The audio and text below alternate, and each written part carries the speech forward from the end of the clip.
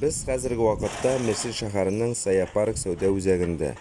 Ул Яни шәһәр районында урнашкан. Аның эчендә җаныгыз нәрсә тели, барсын да табып була. Sayapariqтан кала, тагын Яни шәһәр районында, Форум, Мәзетле районында Solid Center сәүдә үзәкләре бар. Sayapariqтан туры яр буена төшәргә була. Яр буеның озынлыгы 15 километрга кадәр җитә.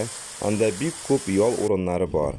Solid Center каршында диңгез кумлы булса, Sayapariq каршында ташлы диярлек. Үзегез күрәсез инде. Анда Греция, Персия вакытыннан калган истәлекле корылмаларны күрергә була. Көнчыгышка таба юлны дәвам итсәгез, Марина сәүдә үзәгенә килеп чыгасыз. Анда Луна Парк дигән балалар өчен уйнау корылмалары урнашкан.